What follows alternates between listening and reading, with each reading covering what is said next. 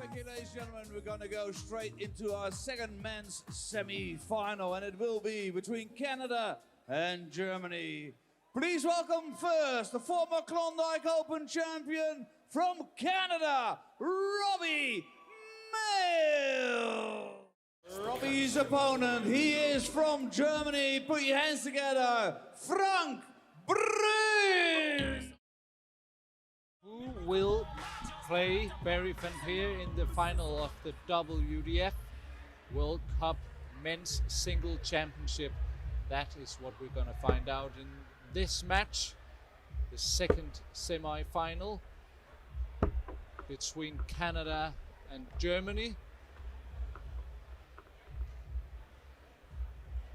It is Frank Bruns and Robbie Mills, two players who was very, very good in their respective quarterfinals yesterday.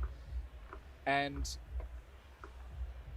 I would say on paper, I think Robbie Mills would be the favorite, Andrew, but yesterday Frank Bruns in the quarterfinal, he played with an 86 average and has produced some very good performances throughout the tournament. So there's no saying that he doesn't have the ability to go all the way to the final. No, absolutely. I think Frank is, you know, we spoke about this yesterday, that the German team is, they run their own domestic circuit, and, you know, Frank maybe is someone that a lot of people aren't familiar with, but he's shown a really good game here in Esbjerg. But yeah, Robbie Mills, he's been hugely impressive. Someone I gave a mention to a little bit earlier on in the stream, Rory Hansen from Western Canada.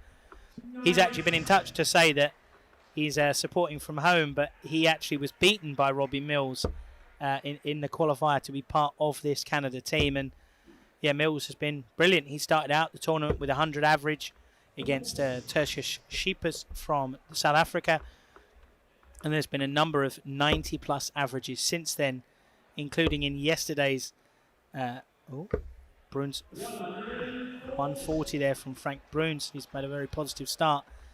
But yes, Mills averaged over 90 in a number of games, including in that quarter-final yesterday with Brandon Weaning of Australia, in which he took out big finishes of 108 and 151, which this live crowd absolutely loved. But he's been playing some good darts, Mills, but it's important to say, a bit like Barry van Peer in the last game, he's had to face match darts in this tournament already. I think it was the last 32. He took on Michael Meaney from the Republic of Ireland, and Meaney led 3-2 in that one and missed darts to win it in the decider. So Mills has had the scare and he's made the comeback, and here he is in this semi-final against Frank Bruns. Both men just over the 200 mark after 9 darts. But I think this could be one that goes quite deep. I think this is going to be a very close competitive game, and based on the way both gentlemen have been playing, should be a good game for the fans watching at home and those here in the Blue Water Docken in Esbjerg. And the conventional route here is for triple 16. That leaves double 16. Second dart, I think, was a little bit too close to the double, and Bruns tried to correct Mills. He took out those big finishes yesterday. Can he start the right way with a big 115 here? Not to be. Single 19, single 5. But he finds the treble 17. So he's got 40 if he gets the chance to come back. But here's Bruns on double 8.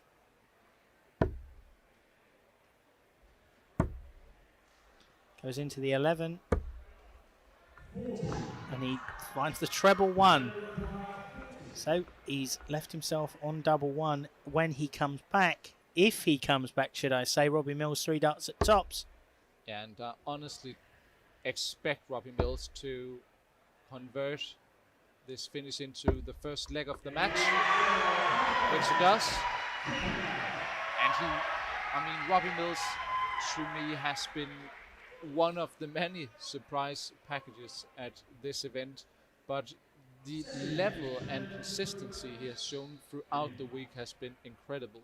Now, I'm only looking at the averages for the men's tournament, but after 6 games, he has an overall average of 89 and 102 on his first 9 darts. That is incredibly good. And only one real game, as you alluded to just before, where he was kind of underperforming, but 102 average along the way. He is proving that what we already knew about, well, North America and Canada, that there are so many great players. We know some of them because we follow some of the tournaments on Dart Connect, like the regional PDC stuff. But Robbie Mills isn't a player who we have seen on I think it's called the CDC circuit. And to see him perform like this just, again, blows my mind that there are players like him walking around who is capable of doing this, who we didn't know much about before. Yeah, he's been a breath of fresh air, and I think the same is true of Frank Bruns as well. He's a name that I had never heard of before when I was looking through the tournament. The program for this year's tournament. I was never really heard of him before. I think he's played in the World Cup for Germany before. I think I found that out, but or maybe a Europe Cup. But yes, he's been a very steady player, and but also a player who has clearly developed the last few years. I looked him up, and well, he participated at Q School in 2020, but he didn't manage to average above 76. So his overall average throughout this week, let's just have a look at this finish here. Big finish there for Bruns. He's turned the tables on Mills. A 117 for a 15-dart leg, and he breaks back, and we're now 1 apiece in this second men's semi-final. Yeah, but throughout the week he has an overall average of about 80, which is consistent. It's, let's be honest, we wouldn't expect a player with a tournament average of 80 to be in the semi-final, but he has beaten the players in front of him, and he has deserved to be here, and he has been good when he has really needed to. We spoke about his quarterfinal performance yesterday with almost an 86 average, which is really good. So we know he has obviously developed his game the last few years.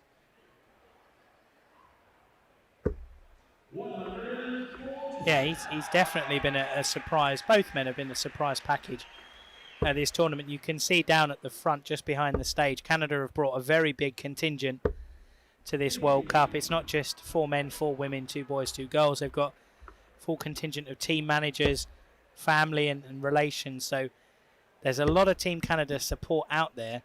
And I have to say, having been around the venue and been around all the players all week, Canada have definitely got to be up there for best shirts in this year's World Cup. You know, they've gone with the horizontal lines, which is always a bold choice. But I'm a big fan of the maple leaf and the different colours and the integration of the black and the blue, and the totem pole on the front, which I think is quite cool as well. So definitely the style points go to Canada, although the German one is quite nice as well. But the style points is, of course, the most important. Well, of course, yeah. It doesn't matter if you can throw a dart. Style points wins. Yeah. Bulgarians were quite good as well, but their darts, unfortunately, were less so. But, you know, it's the taking part that counts. And these men are more than taking part here. Mills has got a dart at the bull. Just the underside of the wire. So Bruns will come back for 112. We saw 117 in the last leg. Can he replicate that here? Nope. He finds the big 5 when he was looking for the big 12. So, quick recalculation. He's got 40 if he comes back. But the way he's playing, you'd back Mills to take out these 25 with these next 3 in hand here.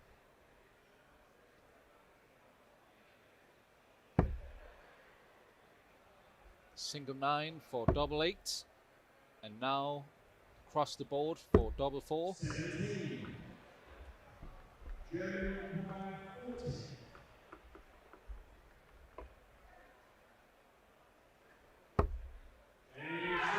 This is something that we didn't expect at the start of the match.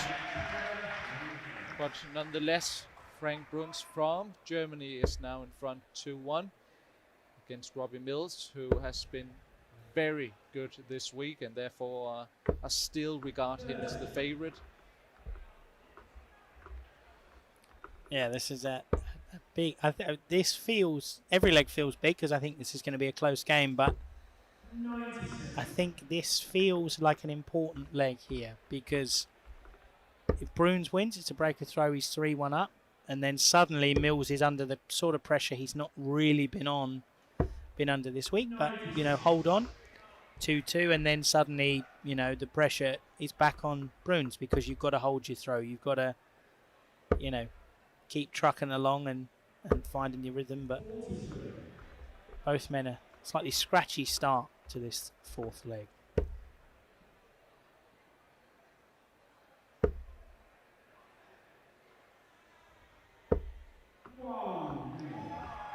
He's got a very nice follow through. I Robbie was Mills. just about to say, Andrew, it's such a deliberate throw, but still, as we spoke about in some of the youth games, this is also a throw where there's really not much that can go wrong. A very, very solid follow through. Not much motion in the body, so it's very easy to replicate that throw in the same manner every single time, which really is the key to consistency in the game of darts. Whereas you can see Frank Bruns, if he was to go to a darting coach, there I'm sure he would be told that it would be beneficial for him to work on his follow through in the future, just to secure that bit more of consistency, especially under pressure where you really need to rely on your action. Yeah. No, I agree. You see Mills is doing the thing that I remember watching Wayne Mardle's coaching videos on YouTube, where he would always say, point where you're aiming. Point where you're aiming. You see Mills does that. The hand goes out in the direction he's aiming the dart. And now he's aiming at double 16. Just inside, but Bruns nowhere near on 184. Can he apply a little bit of pressure here?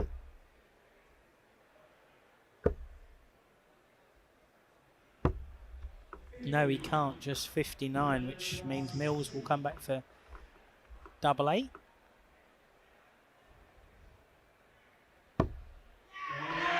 Finds it first time, and you hear a big roar from the Canadians up the front.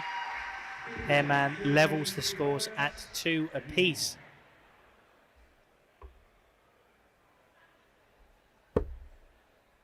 Yeah, so here we can have a really good look at the throw of the two players. As you can see, Frank, he doesn't really have this follow through that Robbie Mills has got. And this is a part of the game that are much more spoken about these years, the coaching and the technical aspects of the action of the players. I think you just alluded to Wayne Mardle, who is pretty much the pioneer of this part of the game, but there's a lot of different players who also do coaching as well. Just look at this throw. This is very good. You could argue that the elbow perhaps lifts a little too much, but these are very, very small margins. I'm just trying to be the devil's advocate here. If I could throw like Robbie Mills, I would be very happy. Yes, oh, I certainly would. But yeah, I mean, the darts coaching is something that's developed. I know Dave Whitcomb seemed to have a problem with it on social media the other day. Yeah, I noticed that as well. But I also, we spoke about Raymond Smith, who I know, I follow him on Twitter, or I should call it X now, and he has some very good points about coaching, and that just proves that coaching isn't just something that some of the English players are doing. It's something that is now all across the world. And I was in Japan over Christmas and New Year, and darts is very big in Japan in these soft tip environment. And if you look at the way the Asian players throw, it's very technical correct. So I expect big things from Japan and yeah, China and whatever these Asian countries in the future. But right now it's Frank Bruns who is doing great things. A 14 darter to go in front 3-2, and he's now only 3 legs away from playing against Barry van Peer in the final of this World Cup.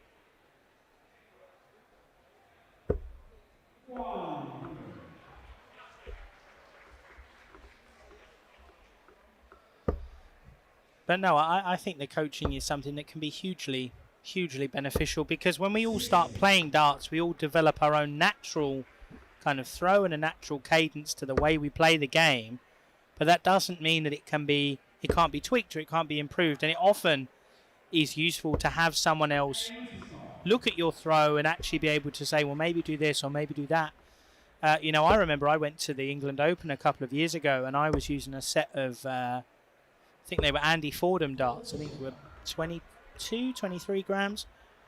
And a guy on the board next to me, when we were practicing, he said, the way, he was watching my darts go on the board, he said, I honestly think you would be much better if you were throwing a slightly heavier dart because of the way you throw and the way they're going. He said, try a 26 gram. And I tried his 26 gram darts, and, And you still averaged 36. Correct. Well, no, I think the average went up to, 41. But, it felt a lot better, and they were sort of, I got the pitching right, and now I use 26, 28 gram all the time. So sometimes it's really nice to get that kind of second opinion. And, darts is often a very solo sport, a solo endeavour, but there's no reason why you can't get other voices in the room to give you advice. And I think the coaching's a big part of that. We can't all be John Lowe and have, the perfect throw, but, we can all learn things, and I think that's one of darts' great appeals. You have players of all ages, all shapes, sizes, able to play the game to the same level. You've got Luke Littler, but then you've also got Wayne Warren winning the world title at 57, 56, 57. Peter Wright winning a world title in his 50s. Robbie Mills here misses 2 darts at double 11 to level up the score. We've seen one big finish from Frank Bruns already. Can he make it 2 and take a 4-2 lead? No. But yes, even though it's not an easy double for Robbie Mills here.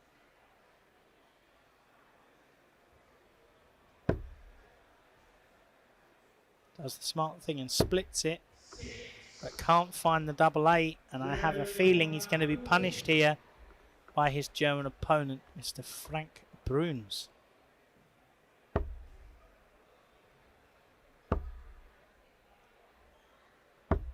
And my thoughts are ultimately proved correct. Bruns finds double 10 with his 3rd dart, and he now leads 4-2. And there's the big break he was looking for. But just another word on the coaching theme. I often experience that, especially newer players, when they walk into a darts club and then they want to play darts, they are very much left to themselves on how to learn how to throw, and you don't see that in many other sports than darts, that people are told the only way that is correct for you to throw is the way you feel is natural and comfortable, and obviously that just cannot be true. If I go to a golf course, the way I will start playing the game will no doubt be incorrect, considering how a golf coach would teach me how to do it. And I actually went back in February. I went to the JDC coaching course in I think it was Bridgend in Wales. And this is a big part of the game that is really developing, and I think not only the JDC but in a lot of organizations, this is a thing that we have only seen the tip of the iceberg.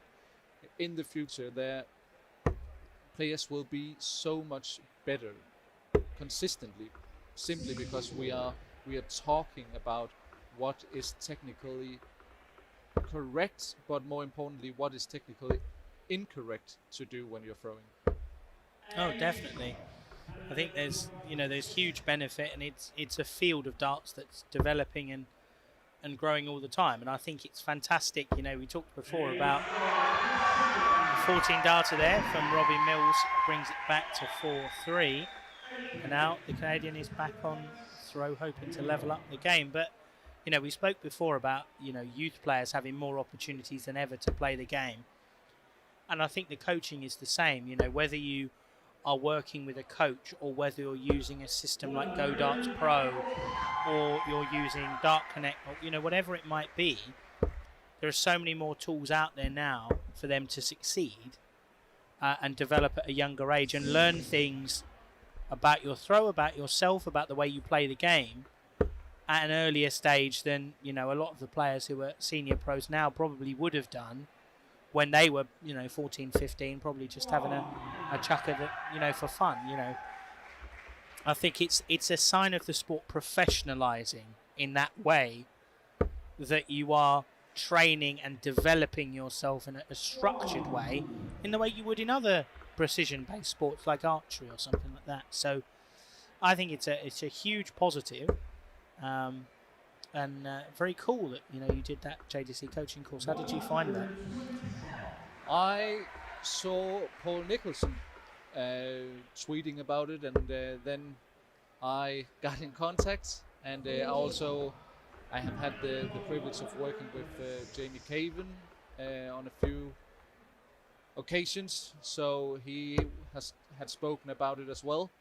He's obviously also involved in some ways or another in the JDC. So if there's anyone out there who wants to develop their coaching skills or just wants to know a bit more about, well, darts coaching and the technical aspects, well, that is a way to do it. Now, Robbie Mills, after going out in 14 darts, follows it brilliantly with a 13 darter, and the game is now back at 4-4.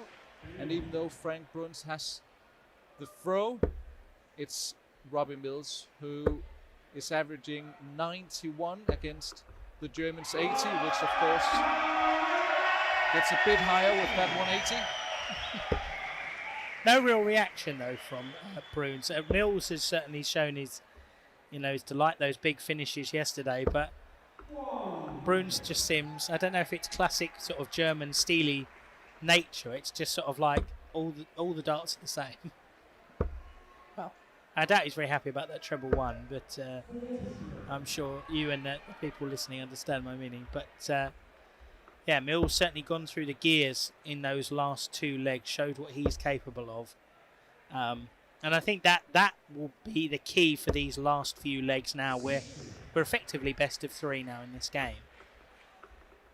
You know, if Mills plays the way he can, you know, you would make him the favourite.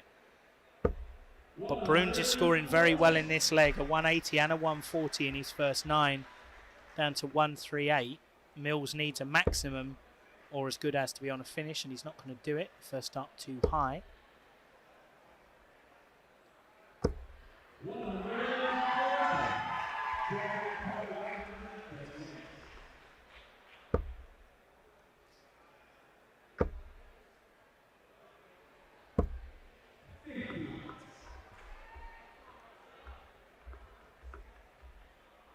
He leaves 80, and he knows he will come back with 3 darts, and you would expect him to at least get 1 dart at a double. Robbie Mills opting for the 25 on the last dart.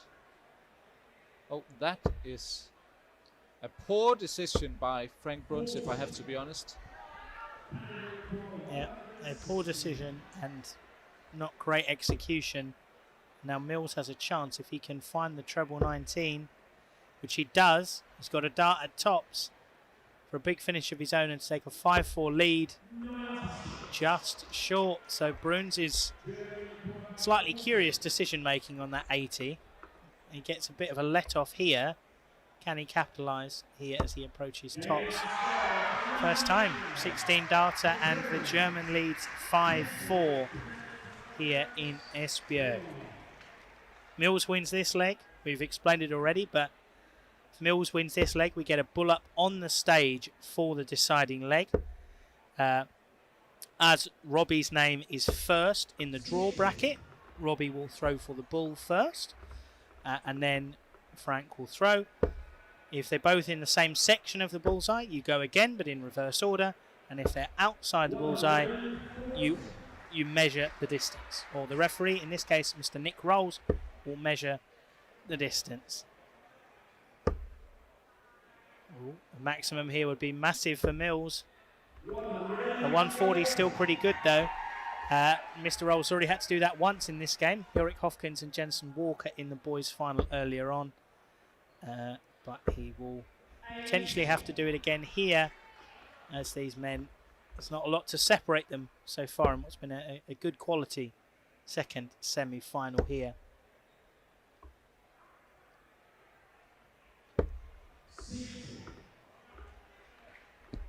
Now this is a real opportunity for Frank Bruns here. 2 triples would really help him. But those were 3 of the worst darts he has thrown the whole match, and that's probably not a coincidence. This is the business end of the match.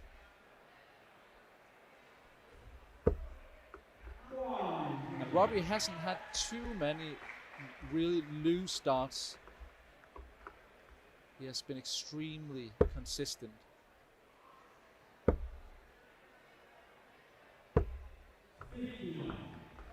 Still not on a finish, so Mills has got at least 6 darts at this 1-4-1 to level the match. Treble 5 means he will have to come back, but he finds the treble 20 with his second dart and then finds the 14. So he's left himself on 52, which is a steady finish for the Canadian.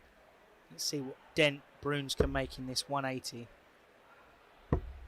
Not a very big one, just 44. So here comes Mills. Expect we're going to that bull up on stage. Ooh, he finds the big 9. Correct. Double 16.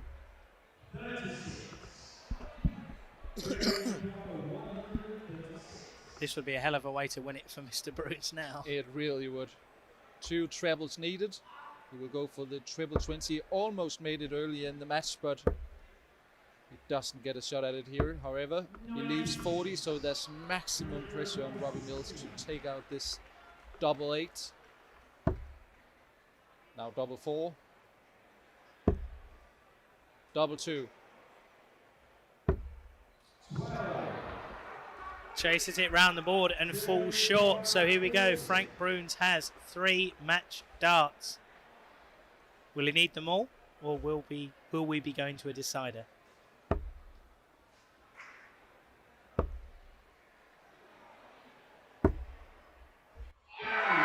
Just in the top corner of the double 10. That means that Frank Bruns is through to the final. The real big surprise package in the semifinals are through to the final as well.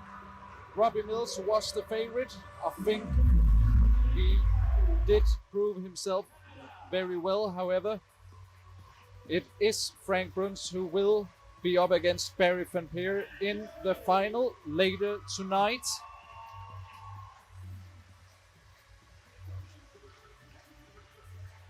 A big result, not just for Frank Bruns himself, but for German darts in the history of the WDF World Cup. Clearly a very emotional moment for him and the whole German team, as you see them celebrating here on the stream. I think we've got a little break now before the women's final, the All England women's final between Bo Greaves and Dita Hedman. So stay tuned. There's plenty of darts to be thrown still, and we will be very excited to watch them here at the Granley Hockey Arena, and we hope to be accompanied by you here on the stream. So stay tuned.